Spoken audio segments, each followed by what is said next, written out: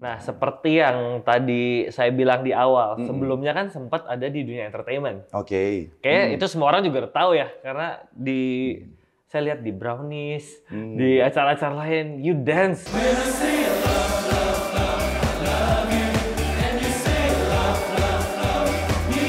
Oh, keren banget. Yang saya pegang adalah dua hal. Yang pertama, hidup saya bukan ditentukan oleh penilaian manusia, tapi oleh penilaian Tuhan. Oke. Dan yang kedua, semakin saya direndahkan, semakin saya termotivasi untuk menunjukkan betapa besarnya Tuhan dalam saya. Kalau masih SD, udah pacaran, bertobat deh. Iya, udah panggil ayah bunda lagi, udara Yesus. Jadi khotbah 9 kali. 9 kali. Tiap minggu. Setiap minggu. Wow. Ya puji Tuhan, anugerah Tuhan. Iya. Ya. Awal-awal ngerasain sih tulang belakang mau patah rasanya. Iya. Ya, segala perkara dapat kutang dalam Tuhan yang memberikan kekuatan. Haleluya. Luar biasa. Penasarannya saya nih tentang kehidupan pendeta. Kalau ada... Biar ada triggernya. Oke. Iya, soalnya kayaknya mau mendalam banget ini. Nggak mendalam. Justru ada offside nih. Saya mau kagetin Brian, yang itu juga ikutan kaget. Biar ada lucunya podcast ini. Serius banget dari tadi. Mau minum silakan loh, Pastor Marcel. Mau minum ya. silakan. Oke. Nggak endorse ya? Oh ya endorse. Nggak endorse, ini produk lokal loh. UCB. UCB? Ucap. Oh, bukan. Ya beda ya. Lucu kan? Oh, saya serius loh. Oke.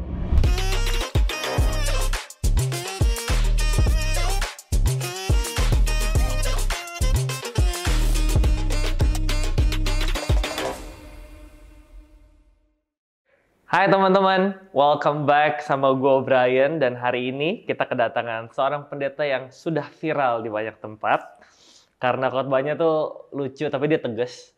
Dia juga pernah hidup di dua dunia, dulu di dunia hiburan, entertainment, sekarang ada di dunia pelayanan gitu. Kita bakal ngobrol-ngobrol, kita bakal tanya-tanya tentang kehidupannya. Welcome, Pastor Marcel. Halo, Brian. Shalom. Terima kasih. Iya, dua dunia ya. Enggak, Dua dunia sama. Dunia sama ya? Cuman jalurnya yang berbeda ya. Betul. Oke. Perlu perkenalan nggak ya? Kan semua orang udah tahu ya. Enggak, tetap tak kenal maka tak sayang. Oke, silakan perkenalkan diri ya, Pastor. Oke, nama saya Pendeta Marcel Serang dan saya seorang hamba Tuhan di Gereja Tiberias Indonesia. Dan kalau saudara meragukan saya pendeta atau tidak, bisa cek Instagram saya @stevemarcel. Yang belum follow, di blog aja nggak apa-apa. Promosi ya. Alright, mantap. Thank you so much. Ini benar-benar kesempatan yang luar biasa buat kami nih kedatangan. Puji Tuhan. Pastor Marcel, thank you udah make time. Oke, terima kasih. Sampai jumpa. Tuhan memberkati semuanya. See you next week. Emang itu aja gitu ya? Jangan dong. Oke, jadi sekarang masih full time di Tiberias. Iya. Dari tahun berapa tuh Pastor di Tiberias? Jadi jemaat sebenarnya 2007, mulai pelayanan tahun 2008, jadi pastor itu full 2013-2014. Oke. Nah, seperti yang tadi saya bilang di awal, sebelumnya kan sempat ada di dunia entertainment. Oke. Kayaknya itu semua orang juga udah tahu ya, karena saya lihat di Brownies, di acara-acara lain, you dance, bro, keren banget. Boleh ceritain nggak? Aku sih pengen tahu ya, kayak kehidupan sebelum masukin pelayanan full time di dunia entertainment, itu tuh seperti apa? Apa yang berbeda atau apa yang sebenarnya sama aja? Boleh ceritain nggak? Oke, kalau bicara tentang perbedaannya tentunya tempat di mana kita berdiri. Kemudian kalau bicara tentang perbedaan selanjutnya adalah bicara tentang yang saya rasakan adalah damai sejahteranya. Damai sejahtera. Jadi dulu waktu masih pelayanan worship leader juga, sekaligus sebagai boy band, jadi kan itu jalan barengan. Nah itu ngerasa banget perbedaannya itu di damai sejahteranya. Ketika ada di dunia entertain, mungkin kemuliaan itu buat saya, artinya orang mengelulukan saya, orang-orang akhirnya lebih ke saya fokusnya. Tapi damai sejahteranya itu berbeda. Ketika saya berdiri as a worship leader, saya nyembah Tuhan, kemuliaan buat Tuhan, itu tuh damai sejahteranya jauh berbeda sekali. Oke. Dan itu yang sangat terasa. Itu yang sangat terasa ya.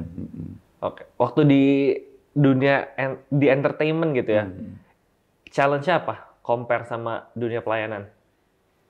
Challenge-nya banyak ya, dunia entertain itu banyak hal. Artinya itu tadi pergaulan, artinya mau nggak mau harus ikut, ya mungkin nggak semua ya, tapi kebanyakan tuh harus ikut banyak hal yang sebenarnya nggak sesuai dengan nilai-nilai yang saya pegang sebagai seorang hamba Tuhan. Artinya pelayan Tuhan saat itu kan saya melayani mulai dari usher, mulai dari kemudian jadi singer dan lain sebagainya. Nah, dalam dunia entertain itu ada hal-hal yang nggak sesuai, artinya nggak sejalan dengan firman Tuhan, dan itu yang jadi tantangan buat saya. Tapi mau nggak mau saat itu harus sedikit tolerir dengan itu untuk demi karir, demi job, demi pekerjaan. Oke. Kalau di pelayanan? Di pelayanan, ya tantangannya itu tadi. Masuk dengan ekspektasi dunia pelayanan semua sebagai orang-orang yang sempurna, ternyata tidak, ternyata ada yang mengecewakan. Kalau di luar orang jahat udah jelas kelihatan, kadang-kadang kalau dalam dunia pelayanan tuh ada orang-orang yang kelihatannya baik, ternyata jahatnya minta ampun, kayak gitulah. Oke. Terus kalau misalnya di dunia pelayanan ya, berarti udah jalan berapa tahun ya total? 2008 sampai sekarang. 2008. Udah 10 tahun lebih ya? Lebih belasan tahun. Oke. Selama pelayanan, pernah sampai jenuh nggak? Pernah. Nah, gimana cara deal with it? Izin pelayanan. Oh iya? Iya. Jadi ada satu titik di mana kayaknya jenuh ya, karena kayak jadi rutinitas kan, maksudnya tiap hari gitu. Terus pada saat itu sebenarnya adalah karena pada saat itu sambil kerja kantoran. Ya. Jadi sambil kerja kantoran, Senin sampai Jumat itu kerja, Sabtu setengah hari, kemudian hari Minggunya full pelayanan. Jadi mungkin capek ya, mungkin karena capek, secara fisik capek, dan akhirnya hari Minggu full pelayanan juga, dan seperti capek plus mungkin ditambah dengan kebosanan sedikit, akhirnya izin pelayanan. Tapi akhirnya ketika izin malah ngerasa kok kayak ada yang kosong gitu. Kayak ada sesuatu yang hilang di hati. Dan ternyata itu dalam dunia pelayanan mungkin capek juga, tapi damai sejahteranya, sukacitanya tuh berbeda. Dan sekarang pelayanannya full khotbah. Full khotbah. Di Tiberias selain khotbah ada ngurusin apa lagi nggak? Untuk sekarang lagi izin untuk full khotbah aja. Karena biar lebih fokus. Karena sekarang kan jadi pendeta industri ya. Pendeta industri, oke. Ini sebelum kita bahas tentang pendeta industri nih ya. Khotbah tuh hari Minggu berapa kali, Pastor? Dan setiap minggu khotbah? Setiap minggu di jadwal yang sama, cabang yang sama, itu ada 9 tempat. Jadi khotbah 9 kali? 9 kali. Tiap minggu? Setiap minggu. Wow. Puji Tuhan, anugerah Tuhan. Iya. Awal-awal ngerasain sih tulang belakang mau patah rasanya. Iya. Segala perkara dapat hutang dalam Tuhan yang memberikan kekuatan. Haleluya. Luar biasa. Nah, saya mau tanya. Pastor Marcel sadar kan kalau Pastor Marcel tuh viral di mana-mana? Jujur tuh kadang-kadang tuh suka nggak ngerasa, suka nggak sadar, maksudnya suka nggak pikir, emang segitu ya? Masa nggak sadar? Iya, kadang-kadang tuh mikirnya tuh biasa aja gitu. Maksudnya emang seviral itu ya.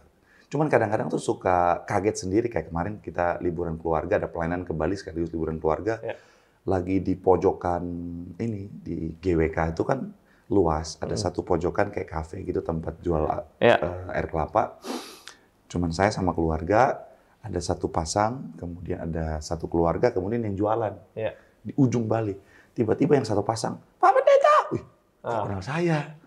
Ternyata jemaat gereja Kelapa Gading. Wah, kaget. Ya udah foto, ya udah.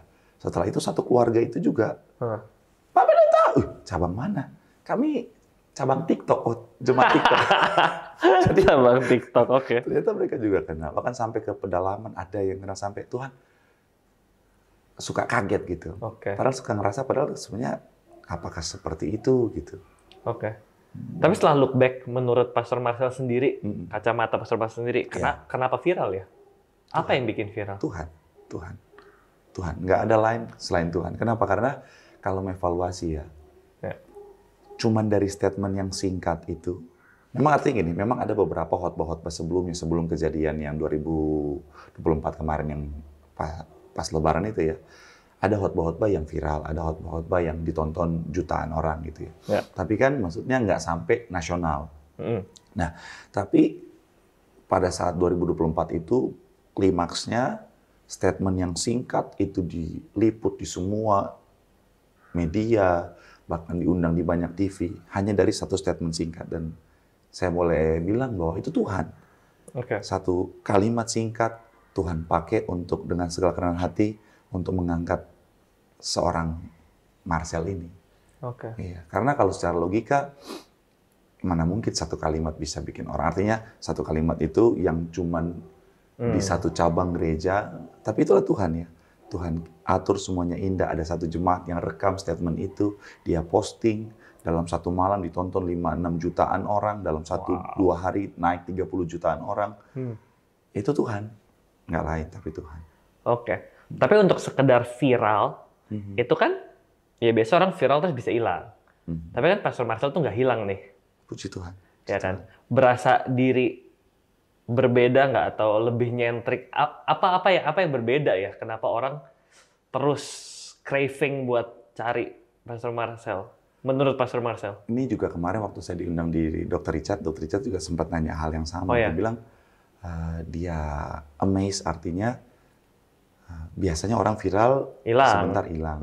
Ini udah 1,5 tahun malah konsisten dan ya puji Tuhan. Dan balik lagi, ya karena Tuhan. Ya Tuhan. Jadi ini nggak di-plan? Sama sekali nggak plan. Tentang, kan saya kuliahnya PR ya, jadi saya penasaran dari kacamata PR nih. Iya. Perkara branding. Orang-orang simpelnya cara membawa diri gitu ya. Itu di-plan nggak? Nah, saya juga S1-nya kan ekonomi. Dan saya sangat suka dunia marketing gitu ya. Nah, saya sempat belajar juga tentang personal branding. Nah, dan akhirnya saya belajar bahwa branding yang terbaik adalah ketika kita menjadi diri sendiri.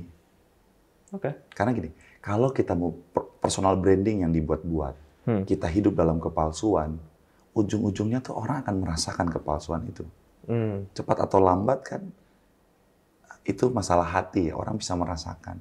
Cepat atau lambat keaslian itu akan muncul. Karena contoh, mohon maaf, ada oknum-oknum artis misalnya, dia personal brandingnya dia sebagai artis yang baik, yang sopan, tapi karena bukan jati dirinya, akhirnya pada kenyataannya dalam banyak kesempatan bisa muncul aslinya, arogannya dan lain sebagainya. Jadi dari awal saya sudah membentuk diri saya, bahkan sebelum jadi pendeta industri, dalam dunia pelayanan saya jadi diri saya sendiri. Jadi bagaimana saya di mimbar, bagaimana saya dalam kehidupan nyata, ya itulah saya. Makanya mungkin banyak orang waktu saya pertama kali kuliah di salah satu kampus yang Brian tahu, itu dosen saya sampai bilang cara khotbah saya salah. Kenapa? Karena di mimbar itu saya jadi diri saya sendiri. Artinya ya inilah saya dengan cara saya yang suka bercanda, yang membawakan semuanya dengan fun. Dan dari perspektif dosen itu cara yang salah. Tapi saya nggak mau jadi orang lain. Saya mau tuh inilah saya diciptakan Tuhan. Seunik saya hari ini, dan inilah saya. Dan akhirnya, puji Tuhan, ternyata pada kenyataannya diterima oleh jemaat, dan ketika saya jadi pendeta industri, diterima oleh publik. Dan ya puji Tuhan, karena apa adanya, tidak ada kepalsuan. Yang dari hati akan nyampe ke hati. Mantap. Ada nggak, kan Pastor Marcel kalau khotbah sering kali tuh lucu, fun gitu ya. Ada nggak itu menimbulkan kontroversi, terus muncul banyak komen dari hamba-hamba Tuhan lain? Pasti. Komen apa yang bukan paling nyebelin ya, karena I believe you can handle it well gitu. Cuman terima kasih untuk kepercayaannya. Karena udah bertahun-tahun udah viral, harusnya kebal ya. Cuman komen apa yang menurut Pastor Marcel tuh kayak, kok lu mikirnya gini sih, ada nggak sih?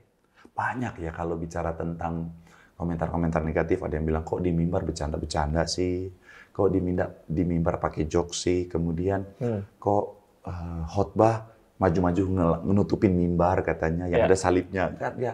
Yang namanya perspektif orang tuh macam-macam ya. Tapi balik lagi, ya sudahlah, saya terima dengan sukacita. Kemudian yang paling sebenarnya sempat bikin saya itu sedikit terpukul ya adalah karena gini, kalau itu keluar dari orang lain tuh kadang-kadang kita masih bahasa Ibrani-nya cincai lah ya. Tapi karena ini keluar dari orang yang maksudnya kakak rohani kita, hamba Tuhan senior yang harusnya kita kita jadikan mentor yang harusnya bimbing kita. Tapi ketika statementnya, apaan sih Marcel, anak kemarin sore. Itu tuh muncul, oh Tuhan kok gini amat ya. Atau emang sih Marcel bisa khotbah? Kan dia mantan boyband, paling juga di mimbar dia bisa paling dia joget doang gitu ya. Ada komen gitu? Ada. Nah, cuman balik lagi, itu tadi.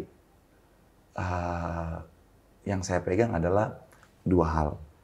Yang pertama, hidup saya bukan ditentukan oleh penilaian manusia, tapi oleh penilaian Tuhan. Dan yang kedua, semakin saya direndahkan, semakin saya termotivasi untuk menunjukkan betapa besarnya Tuhan dalam saya. Nah ini mungkin penasaran ya, maksudnya banyak yang baik yang di TikTok maupun yang nanti nonton. Kok kata Brother Brian katanya lucu, kok hari ini kayaknya soak, ini hari Senin, syuting pagi. Jadi kemarin beliau habis khotbah 9 kali.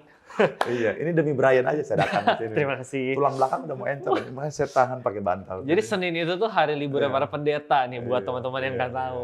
Tapi dia pastor tetap datang buat sharing. Jadi sebenarnya, jadi bukannya saya nggak mau lucu, tapi lagi encok. Nggak apa-apa, nggak harus ngelawak kok di sini, santai aja. Kok beda, takutnya mereka, kok beda ya. Tapi memang sebenarnya saya adalah pendeta yang sangat berwibawa dan slay. Jadi sebenarnya perpolitikan itu juga ada ya di gereja ya? Dimanapun kan namanya manusia ya. Jadi saya belum masuk ke politiknya ya. Artinya gini, statement negatif, pikiran negatif itu ada di mana-mana. Banyak yang sirik nggak sama posisi Pastor Marcel saat ini? Wajar ya namanya manusia. Banyak ya? Manusia tuh kalau nggak jaga hati, lihat orang lain lebih, bisa iri hati. Makanya saya pernah posting di salah satu konten Instagram saya. Ketika lihat orang diberkati, jangan iri, tapi jadikan motivasi untuk semakin diberkati. Jadi challenge terbesarnya jadi pendeta industri, pendeta viral, itu apa sih? Perspektif orang. Perspektif orang. Terhadap value yang mana nih? Semua. Kadang-kadang gini, karena semakin banyak mata yang melihat, dengan otak yang berbeda-beda, jadi kadang-kadang macam-macam tuh bisa jadi bahan untuk dibahas. Dan manusia kan punya kecenderungan untuk melihat sisi negatifnya ya. Iya, betul. Contoh sederhana kalau kita bikin satu kertas, taruh satu titik, ketika kita tanya, orang kan lebih fokus ke, oh ada satu titik di sana daripada bagian putih yang bersih yang lain. Jadi ke saya pun ada aja orang yang melihat hal yang negatif. Contoh sederhana kayak rambut misalnya. Saya pernah coba bikin rambut tuh, rambut ala-ala Korea. Itu di komen, Pak Pendeta, jangan dong, nggak berwibawa katanya. Ya Tuhan, ada aja komentar-komentarnya. Pak Pendeta jelek. Atau Pak Pendeta, jangan ke kiri, ke kanan. Ada aja. Intinya selalu ada sisi negatif. Tapi balik lagi, saya melihat itu sebagai wujud perhatian orang. Dan saya sangat berterima kasih. Karena masih mau diperhatiin kan. Yang paling sering disalahpahami itu apa sih sebagai pendeta yang viral? Puji Tuhannya gini. Karena sejak awal saya udah jadi diri apa adanya, kemudian karena udah puji Tuhan dengan senang hati udah banyak dikenal, jadi sudah banyak orang yang mengerti. Kalau dulu kan awal orang belum kenal, itu tadi cara khotbahnya, terus bahasa yang digunakan. Kadang-kadang orang masih, kok begini sih. Tapi lama-lama, oh iya memang begini. Dan kan sekarang puji Tuhan udah banyak orang makin cerdas ya. Artinya mereka nggak berasumsi khotbah itu hanya dari potongan-potongan singkat di video TikTok dan Instagram dan lain sebagainya. Tapi ada banyak orang sekarang udah makin pintar, mereka lihat full-nya dan ambil kesimpulan. Itu kan tantangannya ya, kalau misalnya keuntungannya. Jadi pendeta yang terkenal. Puji Tuhan, keuntungannya apa? Puji Tuhan, banyak kemudahan. Banyak kemudahan. Artinya, karena dikenal, puji Tuhan ada aja Tuhan kirimkan orang-orang yang menolong. Contohnya kan kayak pelayanan keluar kota. Setiap kota tuh ada aja orang yang dengan senang hati menolong untuk menopang pelayanan. Di semua tempat, mulai dari bandara sampai ke tempat pelayanannya, ada aja. Saya contoh sederhana, misalnya di bandara nyampe, Pak Pendeta Marcel, langsung dibantuin semuanya, diaturin semuanya. Pak, saya upgrade ya tempat duduknya. Puji Tuhan. Oke. Sampai di hotel, Pak Pendeta Marcel, Pak, saya upgrade ya kamarnya. Puji Tuhan. Ya, banyak anugerah Tuhan. Dan juga lebih gampang buat lebih banyak orang yang bisa dengar tentang the gospel itself juga ya. Yes. Jadi ruang lingkupnya lebih luas. Dan bahkan bukan cuma orang Kristen aja, bahkan di luar Kristen pun mereka bisa mendengar kabar baik kan. Oke.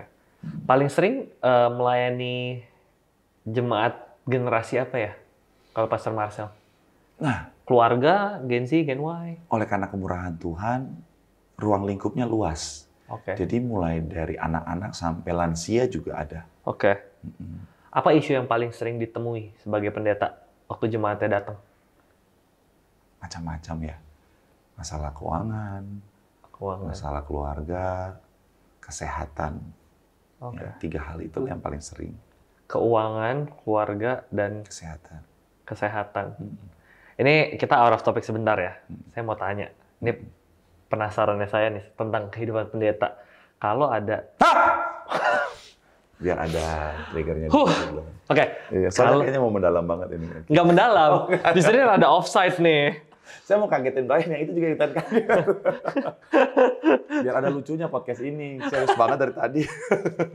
Mau minum silakan loh, Pastor Marcel. Mau minum ya. silakan. Oke. Nggak endorse ya? Oh, endorse. Nggak endorse, ini produk lokal loh. UCB. UCB? Seger. Oh. Bukan. Ya, beda ya. Lucu kan? Saya serius lah. Oke. Apa tuh? Saya tuh penasaran. Kalau berprofesi sebagai hamba Tuhan, pendeta, terus ada jemaat yang pendeta doain orang tua saya udah mau sekarat nih, hidup dan mati, doain dong supaya dia bisa sembuh dan nggak jadi meninggal. Itu doanya apa ya biasanya? Ya minta pemulihan. Itu jauh lebih enak. Oh ya? Itu jauh lebih enak kalau misalnya yang undang kita bilang, Pak, tolong doakan supaya orang tua saya dipulihkan. Itu jauh lebih enak. Ada yang undang saya, Pak, tolong doakan, Pak, supaya orang tua saya cepat dipanggil aja, Pak. Oke. Itu jauh lebih nggak enak. Gitu ya? Tapi kan saya sebagai seorang hamba Tuhan, tugas saya bukan untuk menyenangkan manusia. Betul. Jadi tetap saya minta doa Tuhan, pemulihan Tuhan yang Tuhan nyatakan. Oke. Oke. Jadi jangan saya dijadikan pendeta pencabut nyawa kan. Oke. Penasaran saya terjawab. Terima kasih. Oke, sama-sama. Oke. Pendeta Marcel ini kan selain melayani Tuhan di gereja, of course kita semua tahu di dunia digital ya. Makanya pendeta industri. Bisa divine nggak pendeta industri itu apa? Terus mission Tuhan di hidup pendeta Marcel sebagai pendeta industri itu apa? Boleh di-share nggak ke kita? Sebenarnya awal mula pendeta industri itu adalah karena pertemuan saya dengan sahabat saya Habib Industri. Jafar. Yes, dia kan Habib Industri. Itu kenalnya di mana sama Habib Jafar? Itu pertama kali di Deddy Corbuzier. Di Lock-in. Jadi kita diundang di sana dan ngobrol di sana, dan itulah belajar tentang ternyata ya itu tadi, kita tuh sebagai seorang pendakwah ya, sebagai seorang hamba Tuhan, kita tuh juga bisa melayani di dunia industri dalam tanda kutip, artinya dunia entertain gitu kan. Artinya dia melakukan bagian dia mendakwakan agama Islam, saya sebagai seorang pendeta industri, saya mendakwakan tentang itu firman Tuhan. Oke. Goalnya itu apa? Goalnya itu tadi, untuk jadi berkat dengan lingkup yang lebih luas. Karena gini, dunia industri, dunia media, hari-hari ini semua orang bisa akses itu. Di seluruh dunia, orang di luar negeri bisa akses. Jadi range-nya lebih luas. Jadi sayang banget kalau nggak kita gunakan itu untuk apa? Menjadi saluran berkat, mengabarkan kabar baik. Makanya ketika Tuhan percayakan saya ada di sana, ya itu yang saya lakukan. Karena gini, kalau belajar dari Yusuf yang jadi raja di Mesir kan, Yusuf sadar bahwa di balik setiap tanggung jawab, di balik setiap berkat yang Tuhan anugerahkan ada tanggung jawab di dalamnya. Dan seperti yang saya ngomong di bagian awal, saya ada di posisi hari ini karena Tuhan, dan ada tanggung jawab Tuhan di balik ini untuk apa? Kemuliaan Tuhan. Oke. Pertanyaan yang kita go deep ya. Jadi di iman di sini aja, nggak usah di situ. Sepakat nggak kalau di iman Kristen kan kita percaya Yesus itu satu-satunya juru selamat. Amin. Betul ya. Nah, gimana caranya Pendeta Marcel sebagai, I can call you celebrity pastor, right? Jangan ya? Pendeta industri aja lebih enak. Pendeta industri. Iya, oke. Gimana caranya sebagai pendeta industri yang juga punya kenalan sama banyak pemuka agama lain yang terkenal juga, bisa tetap bertoleransi tanpa mengecilkan klaim iman Kristen nih bahwa Yesus tuh satu-satunya juru selamat. Oke. Get my point ya. Jadi cara bertoleransi tanpa menghilangkan what's essential, kebenaran absolut ini nih. Ya. Nah, gimana? Saya suka pakai kalimat yang ada di Al-Quran ya. Artinya kalimatnya bilang begini bahwa ya biarlah agamamu, agamaku. Artinya gini, kita punya iman masing-masing dan kita berpegang teguh pada iman kita, tetapi kita tetap menghargai iman orang lain. Artinya gini, jangan juga kita merasa kecil dengan iman kita, karena sekali lagi dari perspektif kita bahwa ya keselamatan dalam Yesus, dan itu sebuah keselamatan yang pasti. Tapi bukan berarti akhirnya kita melihat orang lain dengan perspektif yang salah. Mereka juga dengan kebenarannya kita hargai itu. Tapi balik lagi, kalau saya boleh pinjam satu kalimat yang bagus bilang begini, kita berbeda dalam pemahaman teologis yang kita yakini, tapi kita bersama dalam kebaikan. Jadi saya makanya dengan teman-teman pemuka agama yang lain, ya mereka dengan agamanya, saya dengan agama saya, tapi kita satu keluarga, kita satu Indonesia, kita satu bangsa, dan kita bisa bersama kok. Selama tentunya tidak menyinggung, tidak menghina sampai di ranah teologis agama masing-masing. Dan kalau yang saya perhatikan gini, orang dengan pemahaman agama yang tinggi justru lebih toleransi. Ya. Biasa orang yang nggak toleransi itu orang-orang yang ilmu agamanya masih sangat rendah. Ya. Oke. Tapi yang saya mau tahu, tapi Pendeta Marcel percaya ada kebenaran absolut. Yes, pasti. Oke. Kalau nggak, saya nggak akan jadi pendeta hari ini. Oke. What's your opinion gitu ya? Karena hari-harinya kan dunia digital nih, semua bebas berpendapat gitu ya. Banyak juga nih ditemukan hamba-hamba Tuhan yang punya opinion ya semua agama sama aja sebetulnya, menuju ke jalan yang sama. You know what I'm talking about ya. Iya, kayaknya ada 2 orang yang kena nanti kalau ini statement ini. Nah, saya pengen tahunya tuh gini, Pastor. Iya. With this opinion, apakah itu tuh sebenarnya aman-aman aja untuk kita bahas di ranah publik, atau sebetulnya nggak bisa, kita harus stick to apa yang absolut? Gimana, Pastor? Jadi kalau mungkin ada teman-teman atau pemirsa yang menyaksikan ini ya, bahwa dalam Alkitab ada yang primer, ada yang sekunder. Betul.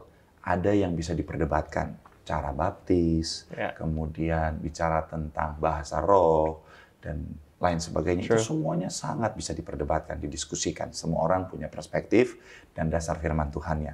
Tetapi kalau bicara tentang hal-hal yang primer, yaitu bicara tentang Yesus adalah Tuhan, kemudian konsep Bapa, Putra, Roh Kudus, itu hal yang mutlak yang tidak boleh diganggu-gugat. Artinya gini, sebagai hamba Tuhan, boleh cek video-video saya dari pertama kali saya diundang tahun yang lalu sampai hari ini, ketika sudah bicara tentang konsep keselamatan, ketika sudah bicara tentang keilahian Tuhan Yesus, saya tetap teguh pada dasar firman Tuhan yang jelas. Toleransi boleh, tetapi bukan berarti kita mengaburkan bicara tentang kebenaran firman Tuhan yang mutlak. Jangan sampai karena kita menjaga perasaan orang lain, kita akhirnya menghancurkan dasar iman yang dampaknya, apalagi kalau misalnya di media yang besar, ditonton oleh banyak orang. Kasihan ada banyak orang yang bisa saja karena pemahamannya salah, imannya jadi goyah. Iman yang jadi goyah, hamba Tuhan harus bertanggung jawab. Karena gini, pemahaman yang benar akan menentukan iman yang benar. Iman yang benar akan menentukan hasil yang kita terima. Kalau ingat Tuhan Yesus ketika pulang kampung, kenapa kok ada banyak orang nggak terima mujizat? Kenapa? Karena di sana ada banyak orang nggak punya iman. Kenapa mereka nggak punya iman? Padahal itu kampung Tuhan Yesus. Kita tahu karena pemahaman mereka salah. Mereka melihat dia anak tukang kayu, dia bukan Mesias. Dia hanya anak seorang tukang kayu namanya Yusuf. Dan dia juga seorang tukang kayu. Dari pemahaman yang salah, imannya jadi salah. Hasilnya jadi salah. Jadi kita hamba Tuhan punya tanggung jawab untuk kasih tahu pemahaman yang benar. Yesus adalah Tuhan dan Juru Selamat. Dan dalam perspektif Kristen, di luar itu tidak ada yang lain. Kalau bicara tentang semua agama yang sama, sampai pada menanamkan nilai moral yang baik, saya sangat setuju. Tetapi kalau sudah sampai di level keselamatan, kita nggak bisa ganggu-gugat apa yang Tuhan Yesus katakan. Akulah jalan kebenaran dan hidup. Tidak seorang pun datang kepada Bapa kalau tidak melalui aku. Kecuali ada kalimat selanjutnya, pada masa ini. No. Tetapi artinya apa? Sepanjang masa sampai akhir zaman, keselamatan hanya dalam Yesus. Sekali Yesus. Semuanya. Nicely said. Jadi clear ya. Jelas. Keselamatan hanya di dalam Yesus ya. Clear guys. Kan lagi sering dibahas di mana-mana. Iya. Ya kan? Iya, saya suka sedih kadang-kadang. Memang itu tadi kemarin kan ada teman saya juga yang ya mungkin karena pemahamannya yang kurang mendalam tentang teologi. Saya juga masih belajar, saya juga masih sangat kurang. Tapi kalau teman saya mungkin ya itu tadi karena pemahaman yang belum terlalu mendalam dan dia mencoba mengakomodir semuanya. Jadi sedikit banyak keluar dari jalur yang benar. Dan saya rasa tuh isu seperti ini ya patut diperbincangkan ya. Kalau misalnya ada yang menurut kita kurang tepat, ya harus juga kita juga bersuara gitu ya. Jangan diam-diam aja ya. Dan it's normal gitu ya di dunia, apalagi kan dunia digital. Ya, it's very normal gitu. Iya.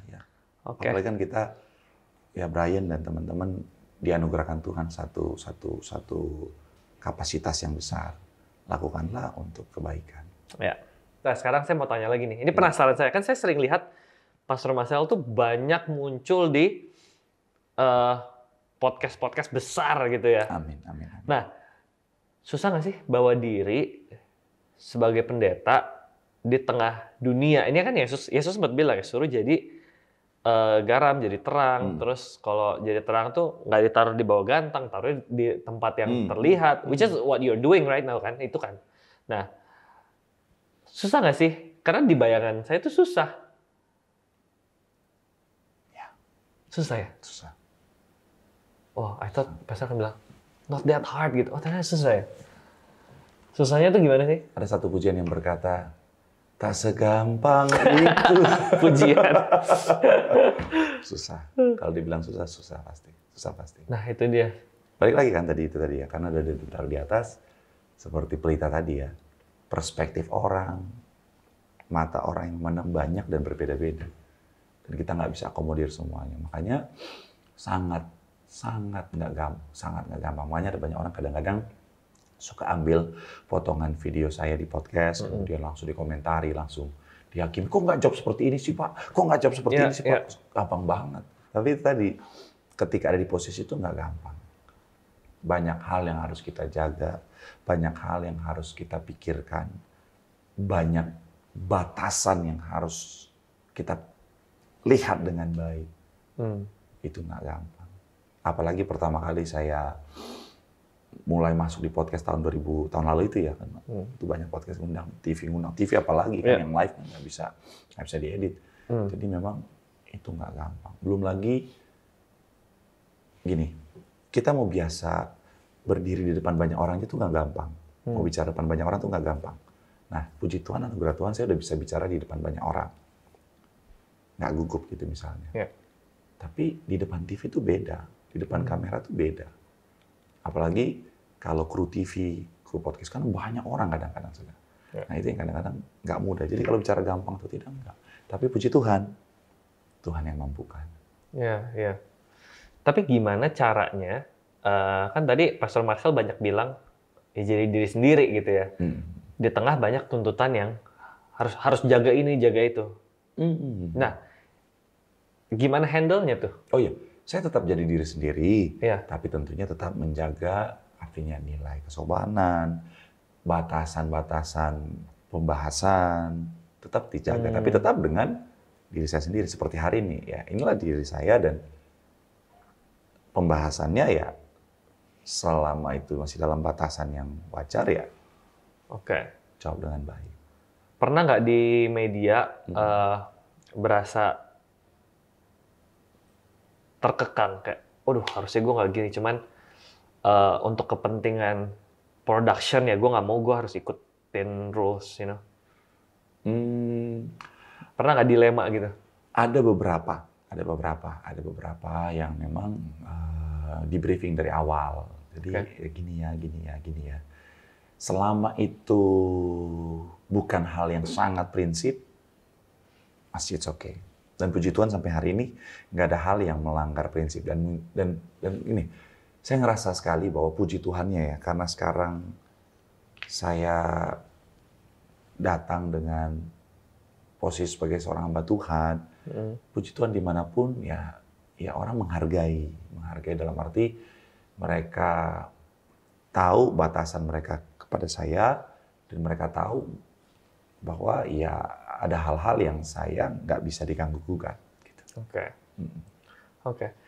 Ya, saya mau tahu apa yang sebagai public figure kan of course banyak pressure ya. Nah, apa yang sebenarnya yang cuma bisa digumulkan sendiri gitu, yang orang-orang tuh nggak tahu. Oh ternyata ini tuh nggak gampang loh, kan orang punya tuntutan banyak nih. Nah, ada nggak yang? Saya nggak bilang saya terkenal ya. Saya nggak bilang saya dikenal banyak orang, tapi puji Tuhan oleh karena kemurahan Tuhan seperti apa yang tadi Brian bilang, cukup dikenal. Nah, ternyata ada tekanan juga dalam hal itu. Artinya gini, jadi hampir nggak punya privasi. Jadi hampir nggak punya privasi dan ya hidup udah jadi milik publik sekarang. Jadi di mana-mana mau nggak mau harus meresponi semua orang dengan semua keunikannya. Kadang-kadang Pak di mana-mana Pak minta foto, ya udah nggak apa-apa kali itu mah kita ya udahlah ya. Cuma kadang-kadang ada yang kadang-kadang minta foto, udah satu kali foto bisa 5 pose. Harus kadang-kadang Pak gini Pak ya gini. Pak gini Pak. Sekalian kita foto pre-wedding aja yuk, kita tujuh langit kalau perlu. Iya. Kadang-kadang udah foto 10 kali, setiap foto timernya 10 detik lagi, jadi nungguin. Tapi ya udahlah, konsekuensinya. Hal-hal yang berbau privasi lah ya, yang paling berasa ya. Dan puji Tuhannya tuh saya senang lihat orang senang. Jadi kalau ngelihat orang tuh senang, walaupun kadang-kadang saya capek, itu jadi kesenangan juga buat saya. Mantap, lanjut. Ini ada beberapa random questions yang saya list nih. Yang kan kita nih banyak nih orang Kristen, ya kita ke gereja aja, without knowing tentang Bible sedip itu. Jadi cuma taunya ya udah ritual, tapi kita nggak gitu tahu why sama banyak hal. Nah mungkin kita bisa discuss pertanyaan-pertanyaan itu ya. Kayak contoh pertanyaan pertama nih, kenapa Pastor Marcel yakin Yesus itu Tuhan? What if di Alkitab tuh ya itu kan tulisan manusia, bisa aja salah. Kenapa yakin Yesus itu Tuhan? Nah, yang pertama ya karena kita mengimani Alkitab ya. Tapi balik lagi kalau pertanyaannya kan maksudnya bisa aja karangan manusia gitu kan ya. Nah, puji Tuhannya Alkitab ini bukan hanya sebuah buku yang bersifat teologi saja, tapi ini juga buku sejarah. Jadi makanya apa yang ada di Alkitab bisa dibuktikan secara nyata. Peninggalannya, bukti-buktinya, itu semua ada. Dan kalau kita contohnya kita Holy Land misalnya, kita jalan dari Mesir sampai ke Israel, kita keliling, semua itu bisa dibuktikan. Dan puji Tuhannya, itu tadi saya percaya ini karena memang Tuhan yang luar biasa, Tuhan pilih. Kenapa Tuhan nggak di Indonesia? Kenapa nggak Tuhan datangnya di negara lain, tapi di Israel, di Mesir? Karena itu tadi pencatatan sejarahnya begitu luar biasa. Nah makanya itulah yang akhirnya semakin menguatkan iman. Pertama karena saya percaya firman Tuhan itu ya dan amin.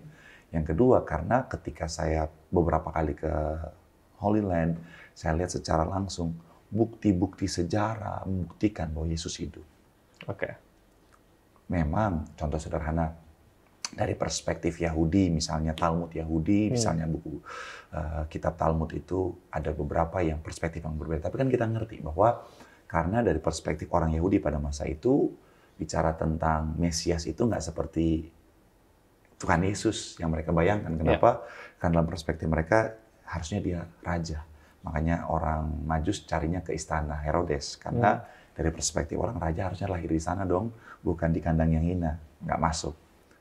Balik lagi, kok Tuhan Yesus mati di atas kayu salib? Harusnya kan Mesias dari perspektif mereka membawa kebebasan. Perspektif mereka kebebasan dari penjajahan Romawi. Padahal pembebasan dari penjajahan dosa. Balik lagi, makanya kalau Messianic Jews mereka mengerti, mereka percaya. Jadi balik lagi, firman Tuhan sangat bisa dibuktikan. Itulah kenapa saya mengimani itu. Selain iman percaya karena itu ditulis, bisa dibuktikan sejarahnya gitu ya. Dan ya Tuhan izinkan banyak pengalaman iman untuk kita benar-benar menyaksikan, ngerasain Tuhan. Tuhan yang personal ya. Iya, jadi kalau kata Ayub kan, dulu aku cuma dengar dari kata orang. Sekarang aku benar-benar mengenal Engkau. Pertanyaan berikutnya, yang orang-orang tuh juga suka tanyakan. Ini pertanyaan yang sering ditanya, tapi ternyata sering di dunia sehari-hari saya orang tuh juga sering tanya gitu. Pertanyaan kalau Tuhan baik dan kenapa ada musibah, kenapa ada orang lahir dengan kekurangan, kenapa ya? Kita bedakan dulu ya. Kita bahas satu persatu. Mulai dari musibah, baru ke lahir dengan berbeda. Oke. Nah, kalau bicara tentang musibah, termasuk kan masalah, tantangan, persoalan, bencana alam, dan lain sebagainya. Saya mau kutip Roma 8 ayat 28. Banyak orang Kristen hafalah. Allah turut bekerja dalam segala sesuatu untuk mendatangkan kebaikan. Nah, ada banyak orang cuma fokus di ayat 28. Padahal kuncinya di ayat 29. Untuk apa sih? Supaya kita menjadi serupa dengan gambaran anaknya, yaitu siapa? Yesus Kristus. Jadi Allah turut bekerja dalam segala sesuatu ini, bukan cuma dalam hal yang baik saja, dalam hal yang indah saja, hal yang nyaman saja. Tapi dalam segala sesuatu, termasuk dalam tantangan, masalah, persoalan kehidupan. Untuk apa? Mendatangkan kebaikan. Untuk apa? Kebaikan yang dimaksud? Membentuk karakter setiap kita untuk jadi serupa segambar seperti Kristus. Karena tujuan Tuhan apa sih? Kita dikembalikan sebagai apa? Serupa segambar seperti Kristus itu tadi. Kadang-kadang soalnya kalau cuma hidup enak-enak terus, ada banyak anak Tuhan jadi manja, ada banyak anak Tuhan jadi nggak mengandalin Tuhan, jadi sombong, jadi angkuh. Kadang-kadang Tuhan izinkan musibah, Tuhan hancurkan bisnisnya, pekerjaannya, karirnya. Supaya apa? Rendah hati. Karena Tuhan yang membentuk apa? Karakternya. Soundnya aman ya? Nggak apa-apa ya? Aman. Soalnya suara saya lagi lembut sekali hari ini. Nggak apa, santai. Hari ini udah teriak-teriak soalnya. Balik lagi. Sebelum lupa. Kenapa ada orang lahir berbeda? Gimana tuh? Apakah karena Tuhan jahat? Enggak. Setiap orang diciptakan Tuhan tepat sesuai dengan tujuan Tuhan dalam kehidupannya. Jadi kalau berbeda, mungkin di perspektif manusia kekurangan. Tetapi dia sesuai, tepat sesuai dengan apa? Tujuan Tuhan dalam kehidupannya. Lukisan ini dan cangkir ini kan berbeda. Lukisan bisa bilang, kamu kurang, jelek, kecil, saya lebar, besar. Tapi lukisan nggak akan bisa menampung air. Jadi diciptakan sesuai dengan tujuannya. Jadi saya selalu bilang, kita diciptakan Tuhan tuh setepat dengan tujuan Tuhan dalam kehidupan setiap kita. Setiap orang punya tujuan. Kalau pernah dengar Nick Vujicic, seorang hamba Tuhan ya, dia kan mohon maaf, dari perspektif manusia mungkin banyak kurangnya. Tapi dengan kekurangan itu, pelayanannya, kesaksiannya, menginspirasi banyak orang. Nice. Next, tentang melayani Gen Z juga? Ya, semua gen. Alpha udah masuk juga, udah ketemu Gen Alpha. Udah bisa bahasanya. Yang skibidi. Bahas apalagi sih Gen Alpha, skibidi terus. Udah macam-macam deh. Udah denger belum bahasan mereka? Pernah dengar tapi nggak belajar. Itu terlalu sulit. Mewing ya. Saya tuh suka keliling bikin workshop juga tuh nggak, Pastor? Workshop sex education tapi karakter based sama salah satu NGO. Nah, jadi pas kita ke sekolah, ada group activity, terus ada satu, mereka harus present. Ada satu grup waktu bahasa ini mulai muncul ya, mereka tuh present pakai bahasa Gen Alpha. Wow. Bener-bener word by word, aku nggak ngerti. Iya. The new world. Iya. Itu katanya bahasa untuk gibah katanya. Gitu ya? Sesama untuk gibah. Oh, mereka tahu ya? Tahu ya? Jadi kita nggak ngerti ya? Kalau bisa cepat bertobat ya.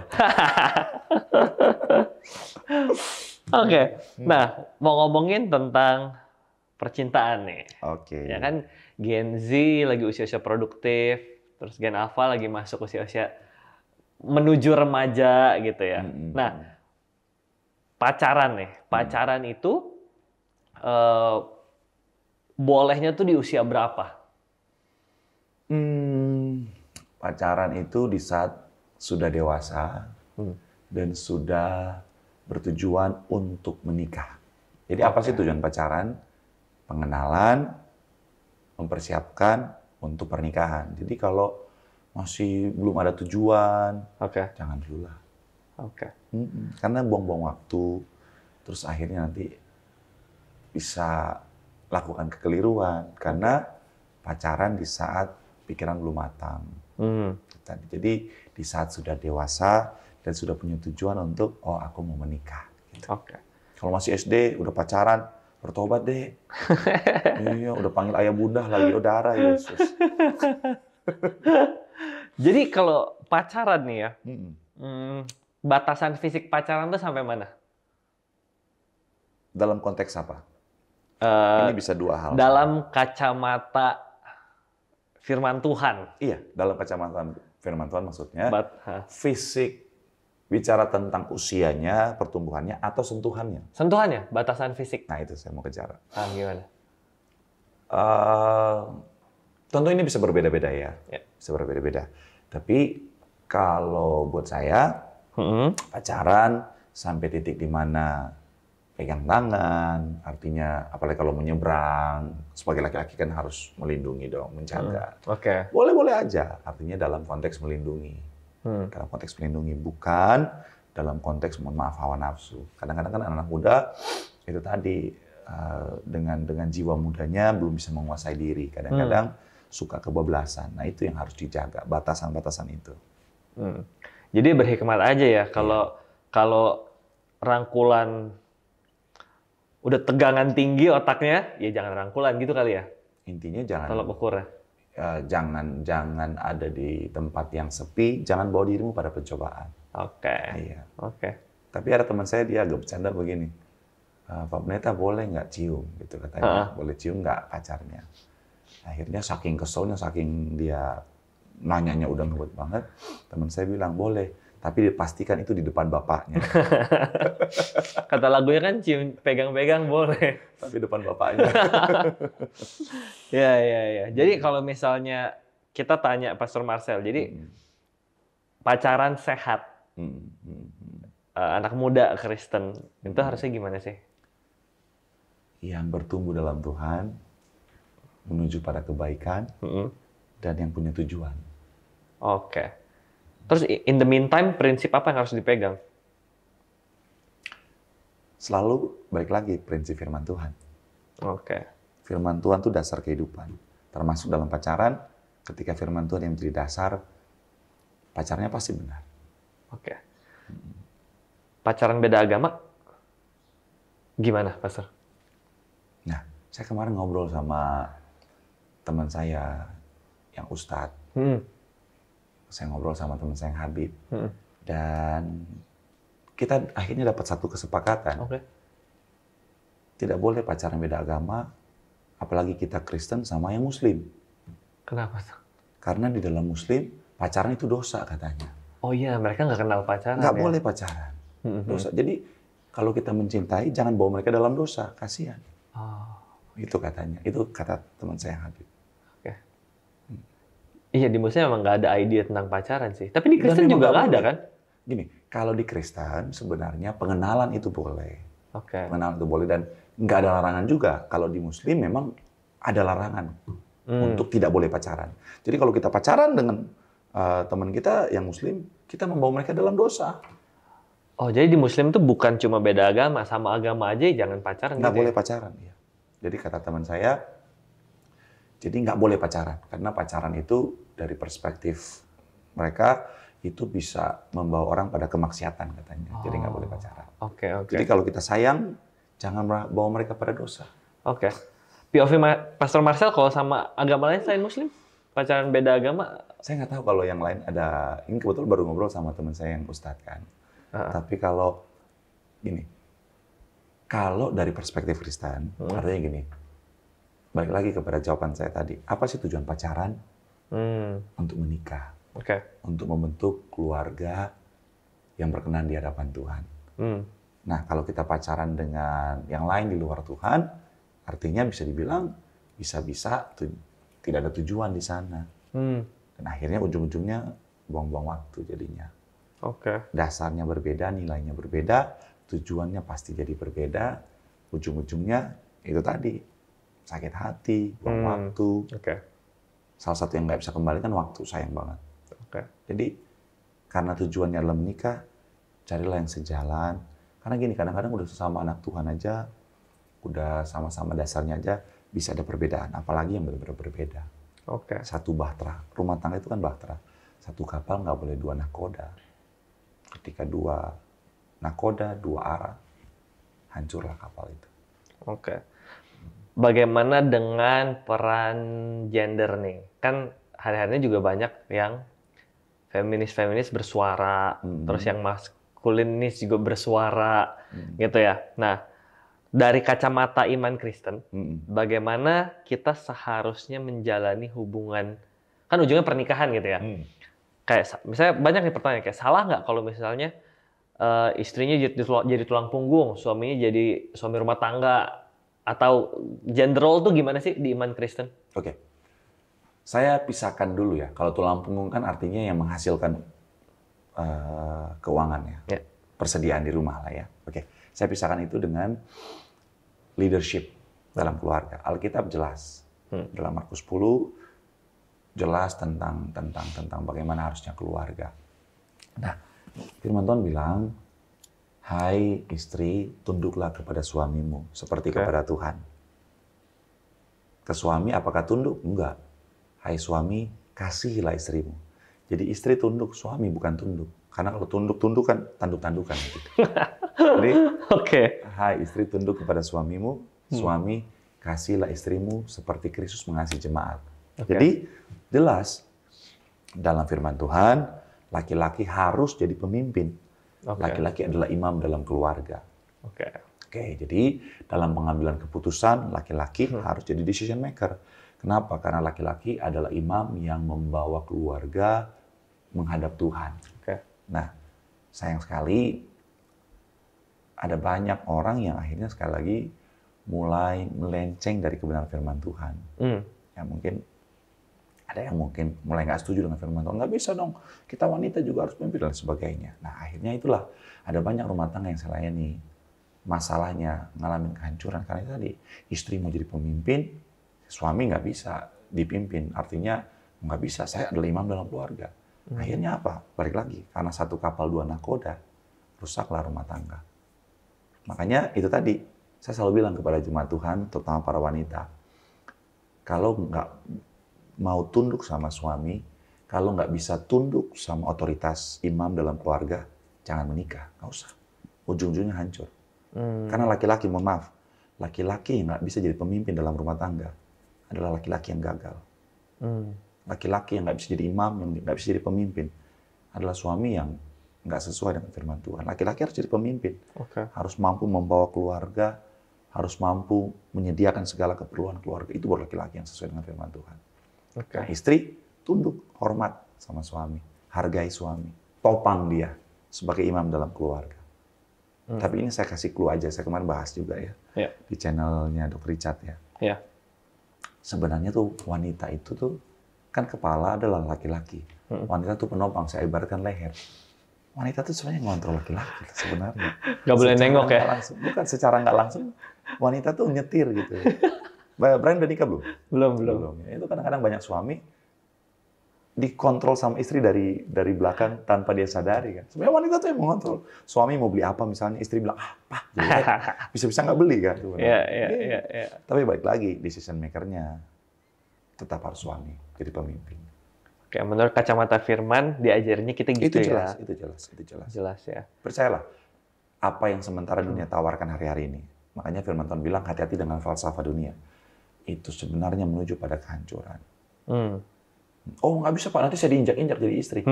Kan makanya jelas, Firman Tuhan bilang, hai suami, kasihlah istrimu seperti Tuhan mengasihi jemaat. Jadi suami yang benar, yang mengasihi istri, adalah yang rela berkorban buat istri. Lakukan yang terbaik, kasih yang terbaik buat istri. Pak, saya akan gitu. Kalau dia begini dulu. Nggak bisa. Jangan tuntut orang lain. Mulai dari diri kita.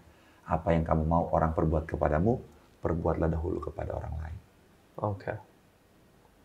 Oke.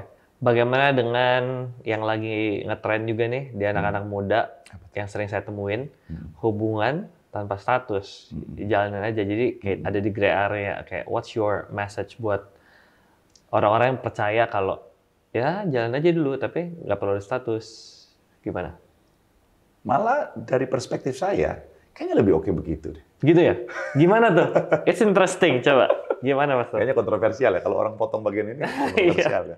Nggak, maksudnya gini kan, kan tujuan daripada pacaran tadi adalah pengenalan, mempersiapkan untuk menikah. Nah, tapi kalau belum yakin, lebih baik nggak usah pacaran. Lebih baik ya udah, maksudnya kita jalan artinya dalam konteks kita sahabatan aja, kita kenal-kenal dulu, kita lihat karakternya dulu seperti apa. Jangan pacaran putus nyambung, akhirnya mohon maaf ya, list mantannya udah kayak asrama putri gitu, rame banget. Jadi lebih baik itu tadi, hubungan tanpa status dalam konteks tentunya bukan hubungan tanpa status tapi kelakuannya kayak pacaran juga, enggak juga. Artinya lebih daripada itu enggak, tapi lebih kepada pengenalan, jalani artinya kita bergaul, cari tahu sifat masing-masing. Karena kan menikah itu kan bukan cuma satu pasang aja, tapi satu keluarga, dua sisi yang menjadi satu kan. Nah, di situ kita bisa ambil kesempatan untuk kenal satu sama lain. Supaya nantinya, oh ternyata oke nih, yuk kita pacaran untuk belajar tentang komitmen. Baru akhirnya menikah. Gitu. Itu pertanyaan-pertanyaan titipan dari orang-orang yang sebutkan namanya. Siapa yang titip? Bergumul dengan percintaannya, gitu ya. Sekarang kayaknya Brian yang bukan. Oh, enggak, ya. Oke. Bukan Mas. Bukan. Nah, sebetulnya kalau saya mau ngobrol sampai 3 jam, saya tuh punya banyak penasaran tentang POV-nya Pastor Marcel, tentang banyak hal. Tapi kan kita terlimit waktu nih, udah 1 jam. Siap. Jadi terakhir saya cuma mau minta kata-kata hari ini, Pastor. Kalau misalnya diminta kata-kata hari ini, buat saya dan semua teman-teman yang nonton, nah kira-kira tuh apa? Sebagai closing statement sekalian. Silakan. Iya, tentunya karena saya seorang hamba Tuhan, tentunya harus yang bagus dan berwibawa. Kalimatnya adalah ubur-ubur ikan lele, apapun kamu hari ini tetap semangat, Le. God bless you. Luar biasa. Pastor Marcel, thank you so much buat waktunya. Sama-sama, Brian. Seneng banget ngobrol sama Pastor Marcel. Puji Tuhan, saya juga seneng banget. Thank you. Oke, teman-teman, thank you udah nonton sampai ending di episode ini. Saya percaya banyak hal-hal yang inspiratif, banyak juga pertanyaan-pertanyaan yang akhirnya terjawab gitu ya. I'll see you guys di next episode ya. Bye guys.